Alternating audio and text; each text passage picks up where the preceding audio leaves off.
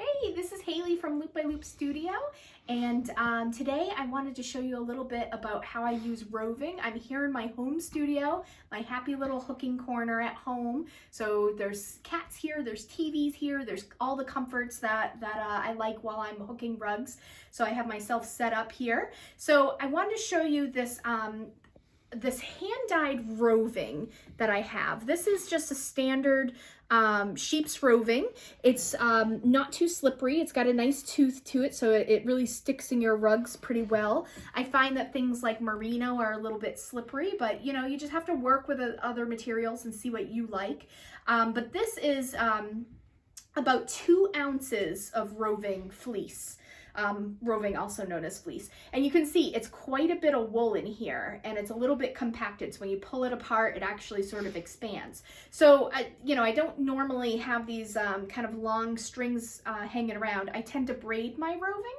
So I've already pulled off a little bit here, but let me show you again how I do that. So I pull apart from the bottom and pull the length I like. So I tend to pull, you know, maybe about 10 inches or so, kind of lightly pull it apart.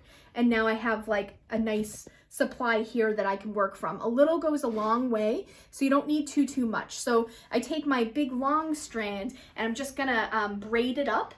And how I do that is I make a series of loops and then I'm sorry, let me try that again. I sort of make a knot, I think is what I mean. And I pull a loop from my knot, like a slip knot, or a crochet. I'm hand crocheting this together.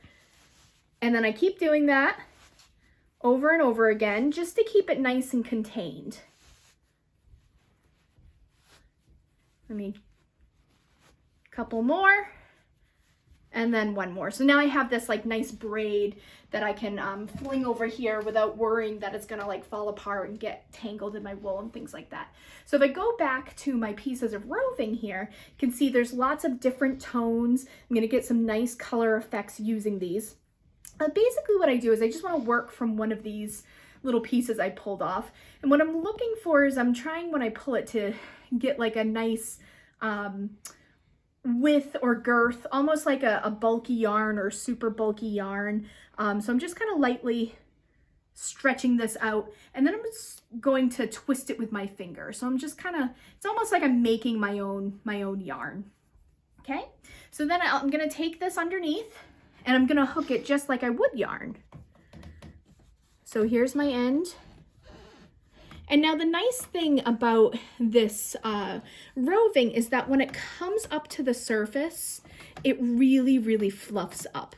So it covers a tremendous area with just a small amount. Not to mention that it's like really fluffy and really luscious. You can see those color tones changing from brown to red. Here's my other end there. So let me do another one so you can see how nice it fills in. So, I mean, I just pulled a tiny bit off of my braid, but look at how much it covers.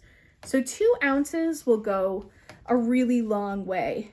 And I dye usually in 2 ounces or 5 ounces. So yeah, there we go.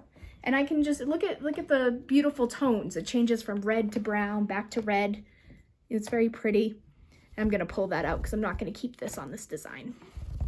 But yeah, so basically that's how I deal with roving, and you know, how I like to store it, how I like to keep it, and how I like to use it. So thank you so much for watching, and you can find roving or more tips and techniques on my YouTube page or right on my website, which is loopbyloopstudio.com. Thanks so much. Bye.